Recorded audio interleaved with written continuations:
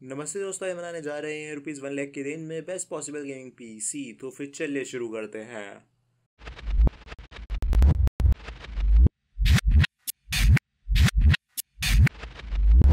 तो फिर दोस्तों सबसे पहले तो मैं आप सबको थैंक यू कहना चाहूँगा आपकी सपोर्ट की वजह से और आपके सारे पेशेंस की वजह से जो आपने लास्ट 2 to 3 वीक से बनाए रखी है, जब मेरे एग्जामिनेशन चल रहे थे और जब मैं कोई अपलोड्स नहीं कर पा रहा था। लेकिन अब मैं वापस आ गया हूँ और दोस्तों मैं वापस थोड़े फ्रीक्वेंट अपलोड्स करने की कोशिश करूँगा। और दूसरी बात यह है कि मैं कल कोई अपलोड नहीं कर पाऊंगा, तो फिर मैं आज ही आप सबको होली की विशेष देना चाहूँगा अपनी साइड से। तो फिर दोस्तों आप सभी को हैप्पी होली।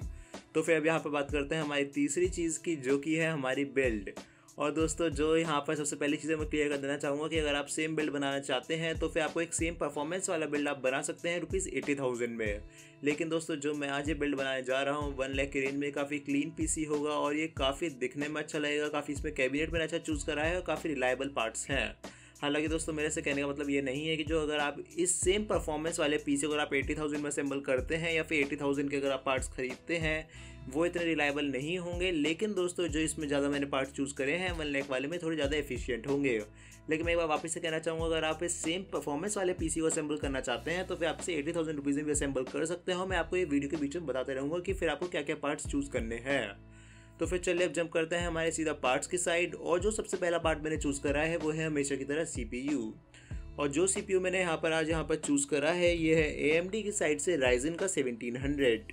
अब जो ये CPU है इसके थोड़े अप्स हैं कुछ डाउन्स हैं। सबसे पहले बात करते हैं इसकी प्राइसिंग की। जो ये प्राइसिंग है दोस्तों इसकी है अमेज़ॉन पर लगभग ₹27,700। हालांकि ये थोड़ी ज़्यादा है। अगर आप चेक करें कुछ हमारे MD कंप्यूटर जैसे रिटेलर्स, वहाँ पर आपको ये लगभग कुछ ₹25,000 का देखने को मिल जाएगा।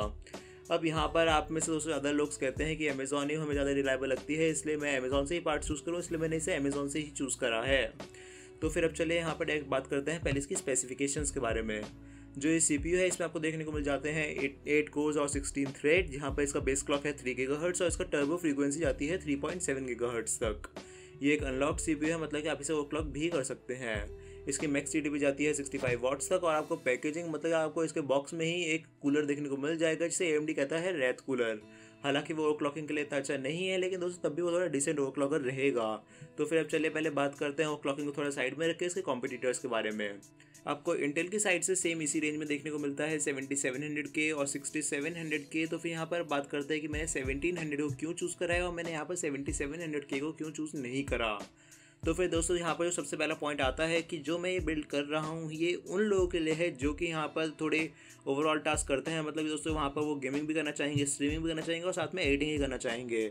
मतलब कि शॉर्ट फॉर्म में अगर आप एक यूट्यूबर चैनल चलाना चाहते हैं, अगर आप ट्विच पर स्ट्रीमिंग करना चाहते हैं तो फिर ये बिल्ड आपके लिए काफ़ी अच्छी रहेगी। लेकिन अगर आप सिर्फ और सिर्फ गेमिंग करना चाहते हैं तो फिर हो सकता है कि आप इस बिल्ड को प्रेफर ना करें। तो फिर दोस्तों यहाँ पर बात करते हैं उसके बारे में बात करेंगे। तो फिर आपको इसमें क्या क्या चेंजेस करने चाहिए। तो फिर अगर आप सिर्फ और सिर्फ गेमिंग करना चाहते हैं तो फिर मैं आपको रिकमेंड करूंगा कि आप 1700 से ज़्यादा अच्छा है फिर आप खरीदें 7700K। क्योंकि दोस्तों जो 7700K है उसकी सिंगल कोर परफॉर्मेंस काफ़ी अच्छी है एज़ कम्पेयर टू 1700। तो फिर गेम्स के मामले में जो इंटेल की साइड से 7700K है वो आपको ज़्यादा अच्छी परफॉर्मेंस देगा अगर हम उसे कंपेयर करें सीधा 1700 से। अगर हम यहाँ पर Ryzen के 1700 को एक i5 6600K से भी कंपेयर करें तो फिर दोस्तों वहाँ भी वो गेमिंग परफॉर्मेंस थोड़ा पीछे रह जाता है। लेकिन अगर हम बात करें गेमिंग के साथ साथ कुछ स्ट्रीमिंग या फिर प्रोडक्टिविटी टास्क जैसे कि एडिटिंग के बारे में, तो फिर जो यहाँ पर या Ryzen की साइड 1700 है यह आपको लगभग इंटेल के 6900 जितनी परफॉर्मेंस दे देगा। मतलब कि आप यहाँ पर समझ सकते हैं कि जो 6900 है वो आपको लगभग देखने को मिलता है 80,000 से 1 लाख रुपीज़ के बीच में। खाली दोस्तों ये CPU 80,000 से 1 लाख रुपीज़ के बीच में है और जो यहाँ पर हमारा पूरा बिल्ड है वो है 80,000 से 1 लाख के बीच में। तो फिर यहाँ पर आप समझ सकते हैं कि जो 1700 है अगर वो एक 27,000 रुपीज़ का CPU आपको लगभग 80,000 रुपीज़ के CPU की जितनी परफॉर्मेंस देगा स्ट्रीमिंग और एडिटिंग में, तो फिर यहाँ पर इस CPU का प्राइस टू परफॉर्मेंस रेशियो कितना बढ़ जाता है। तो फिर अगर आप गेमिंग के साथ साथ स्ट्रीमिंग भी करना चाहते हैं और एडिटिंग भी करना चाहते हैं तो फिर आप Ryzen के 1700 CPU के साथ ही जाएँ। तो फिर दोस्तों यहाँ पर यही मेरी रिकमेंडेशन है। तो फिर चलिए बढ़ते हैं हमारे अगले कंपोनेंट की साइड जो कि है मदरबोर्ड। और जो मदरबोर्ड मैंने यहाँ पर चूज़ करा है वो है गीगाबाइट की साइड से GA-B350 गेमिंग 3 मदरबोर्ड। जो ये मदरबोर्ड है ये आपको MD कंप्यूटर्स पर लगभग कुछ 8,000 रुपीज़ का देखने को मिल जाता है। और मैं आपसे यहाँ पर कहना चाहूँगा कि आप इस मदरबोर्ड को MD कंप्यूटर से ही खरीदेगा, आप इसे अमेज़ॉन से मत खरीदेगा। क्योंकि दोस्तों आपको सेम यही मदरबोर्ड अमेज़ॉन पर देखने को मिलता है लगभग कुछ 11,000 रुपीज़ का। तो फिर चलिए पहले बात कर लेते हैं इस मदरबोर्ड की स्पेसिफिकेशंस के बारे में। और जो ये मदरबोर्ड है ये गीगाबाइट की साइड से है, ये AMD के राइजन प्रोसेसर को सपोर्ट करता है, मतलब कि ये हमारे CPU मतलब कि 1700 के साथ कंपेटेबल है। अब बात करें इसके मेमोरी सपोर्ट के बारे में, तो फिर आपको इसमें टोटल 4 रैम स्लॉट्स देखने को मिल जाते हैं। आप एक रैम स्लॉट में लगा सकते हैं मैक्सिमम 16 GB रैम, जो कि क्लॉक्ड हो सकती है 3200 मेगाहर्ट्ज़ पर, मतलब कि आपकी टोटल मेमोरी ले जा सकते हैं 64 गिग्स तक। इस मदरबोर्ड में आपको AMD के क्रॉसफायर का सपोर्ट भी देखने को मिल जाता है, हालांकि आपको सिर्फ 2-वे क्रॉसफायर का ही सपोर्ट देखने को मिलेगा। तो फिर चलिए अब बात करते हैं यहाँ पर हम थोड़े अपने स्टोरेज इंटरफेस के बारे में। तो फिर आपको यहाँ पर एक M.2 स्लॉट भी देखने को मिल जाता है। अगर आप M.2 स्लॉट के बारे में कुछ जानना चाहते हैं तो फिर आप नीचे कमेंट सेक्शन में लिख सकते हैं, मैं उस पर भी एक वीडियो बना दूंगा। तो फिर अब चलिए बात करते हैं यहाँ पर SATA 6GB के बारे में। आपको इसमें टोटल देखने को मिल जाते हैं यहाँ पर आपको टोटल 6 SATA 6GB, मतलब कि आप इसमें टोटल 6 SSDs भी लगा सकते हैं। आपको यहाँ पर RAID 0, RAID 1 और RAID 10 का सपोर्ट भी देखने को मिल जाता है। अगर आप RAID 0, RAID 1 या फिर RAID 10 के बारे में जानना चाहते हैं आप उसका भी कमेंट सेक्शन में लिख सकते हैं।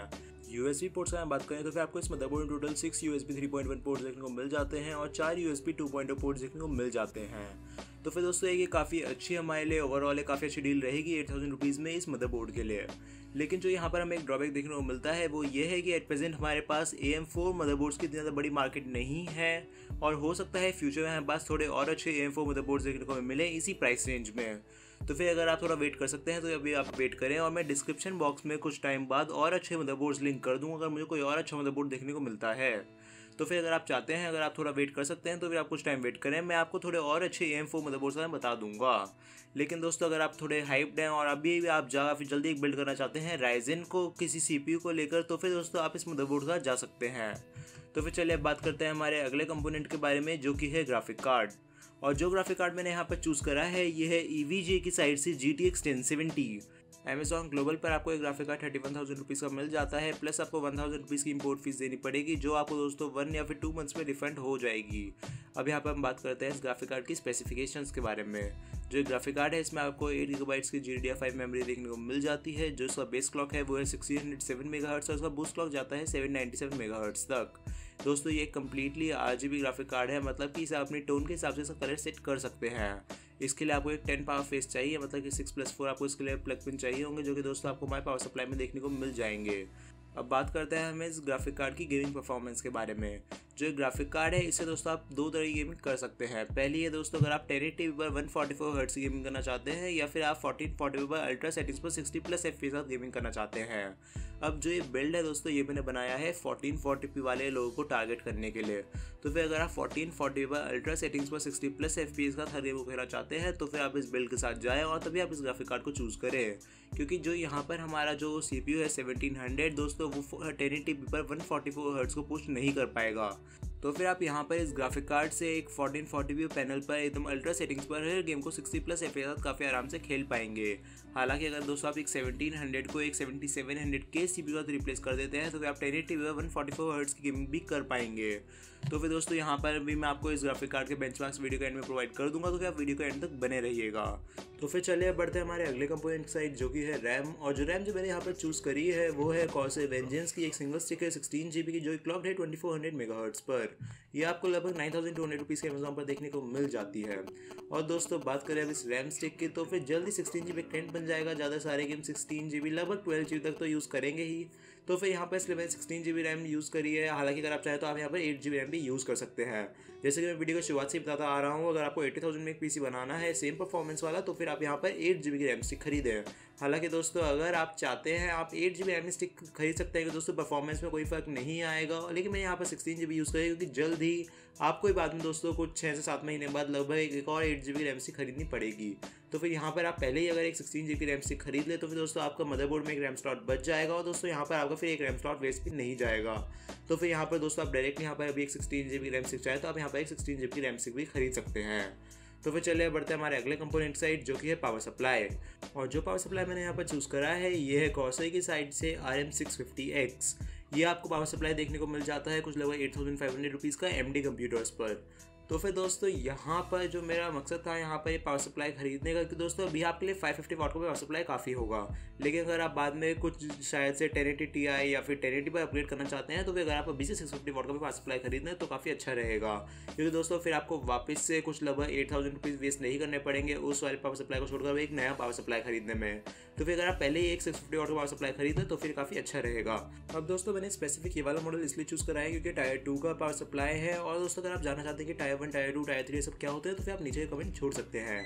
हालांकि मैं यहाँ पर अभी आपको ब्रीफ में बता देता हूँ कि जो टायर्स होते हैं ये सेलेक्टेड करे होते हैं या फिर अरेंज करे होते हैं, इनके कंपोनेंट्स जो यूज़ होते हैं पावर सप्लाई में, इसकी स्टेबिलिटी, इसकी एफिशिएंसी और इसकी सेफ्टी पर। तो फिर दोस्तों इसके हिसाब से ही, इसके ऑर्डर में ही इन्हें अरेंज किया जाता है। टायर 1, टायर 2 और टायर 3 और बाकी सारे टायर्स में इन पावर सप्लाईज को अरेंज किया जाता है। तो फिर जो भी हमने यहाँ पे पावर सप्लाई चूज़ करा है ये टायर 2 पावर सप्लाई है, तो फिर आपको इसका लाइफ स्पैन और इसमें बाकी सारी चीज़ें भी काफ़ी अच्छी देखने को मिल जाएंगी। इसकी जो एक और स्पेसिफिकेशन है वो है कि दोस्तों ये फुली मॉड्यूलर पावर सप्लाई है। तो फिर आपको इसमें अगर आप बाकी सारे केबल्स नहीं चाहते हैं, काफ़ी अच्छा दिखने वाला पीसी बनाना चाहते हैं, तो फिर उसमें आपकी काफ़ी हेल्प हो जाएगी, क्योंकि दोस्तों फिर आपको बाकी सारे केबल्स अरेंज नहीं करने पड़ेंगे। इतने ज़्यादा आपके पास दोस्तों केबल मैनेजमेंट का काम नहीं रहेगा।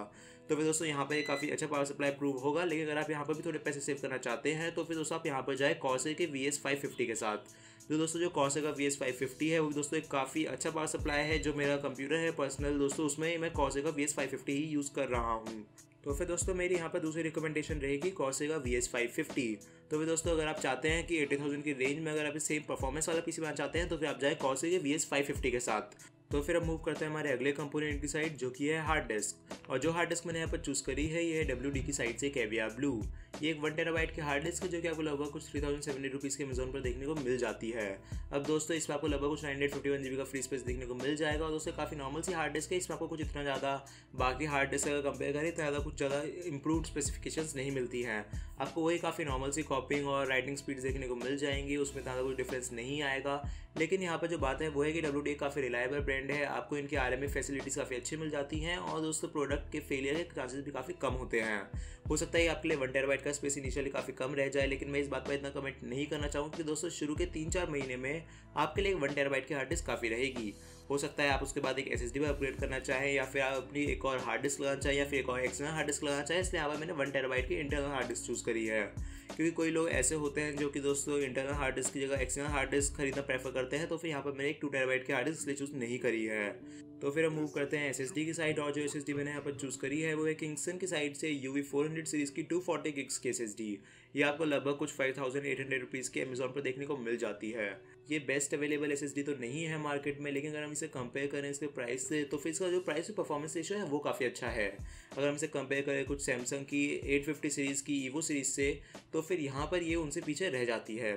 लेकिन जो इसका प्राइस है यहाँ पर 5800 रुपीज़, उसके हिसाब से काफ़ी अच्छा परफॉर्म करती है बाकी SSD से।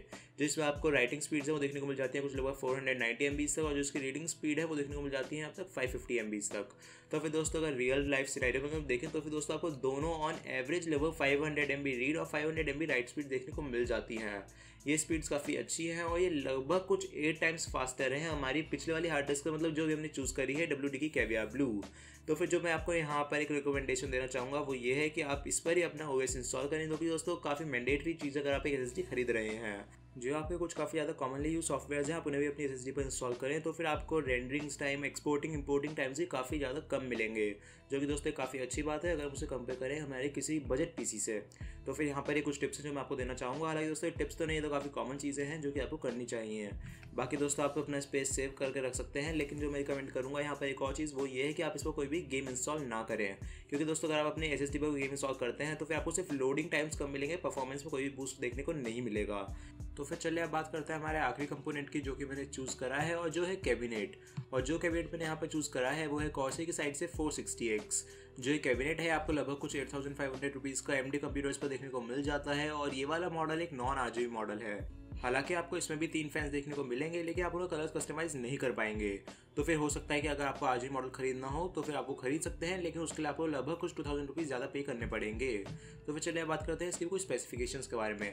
अब दोस्तों पहले मैं एक और चीज़ बता देता हूँ कि हो सकता है आपको ये वाला कैबिनेट पसंद ना आए, आपको कोई और कैबिनेट पसंद हो, तो फिर आप कोई और कैबिनेट ढूंढ सकते हैं। और बस आप एक बार नीचे कमेंट सेक्शन में या फिर आप मुझे हैंगआउट्स पर मैसेज कर दीजिएगा और मैं आपको बता दूंगा कि वो हमारे बिल्ड से कंपैटिबल है या नहीं। तो फिर चलिए दोस्तों पहले बात करते हैं इस कैबिनेट के बारे में। तो फिर जो ये कैबिनेट है इस पर आपको 2 साल की वारंटी देखने को मिल जाती है, और दोस्तों इसके साथ हमारे जितने भी मैंने पार्ट्स चूज़ करे हैं वो साइज इसमें कंपैटिबल हैं। अब दोस्तों जो ये केस है ये पूरा का पूरा स्टील से बना हुआ है और इसमें आपको कोई भी पहले से पावर सप्लाई देखने को नहीं मिलेगा। सामने की साइड आपको इसमें 2 USB 3.0 पोर्ट देखने को मिल जाते हैं और एक हेडफोन जैक देखने को मिल जाता है और एक माइक्रोफोन जैक देखने को मिल जाता है। अब अगर बात करें हम कुछ और स्पेसिफिकेशंस के बारे में जैसे कि फैंस, तो फिर आप इस पर टोटल लगा सकते हैं 5 या फिर 6 फैंस, जो कि दोस्तों आप पर डिपेंड करेगा। आप सामने की साइड टोटल 3 फैंस लगा सकते हैं अगर आप 3 फैन लगाते हैं 120 mm के। अगर आप 140 mm के फैंस लगाते हैं तो फिर आप सामने की साइड से 2 ही फैंस लगा पाएंगे। आप ऊपर 2 फैंस लगा सकते हैं 120 या फिर 140 mm के और एक पीछे की साइड 120 mm का फैन। तो फिर आपसे टोटल 5 या फिर 6 फैंस लगा सकते हैं, जो कि आपकी प्रेफरेंस पे बेस्ड होगा। तो फिर दोस्तों अगर आप इस पर कोई भी रेडिएटर माउंट्स देखना चाहते हैं या फिर आप इसे कंपैटिबल कूलर्स देखना चाहते हैं, लिक्विड कूलर्स, तो फिर आप यहाँ पर कौशल की वेबसाइट पर विजिट कर सकते हैं और आप इसके वेट के बारे में देख सकते हैं। वहाँ पर आपको कंपैटिबल कूलर्स भी देखने को मिल जाएंगे। इसी के साथ ये बिल्ड एंड होती है। मुझे लगता है कि आपको ये बिल्ड जरूर पसंद आई होगी। अगर ऐसा हुआ है तो फिर आप इस वीडियो को लाइक करना ना भूलें और चैनल को भी सब्सक्राइब करना ना भूलें। अब मैं चलता हूँ और आप बेंचमार्क्स को एंजॉय करें। धन्यवाद।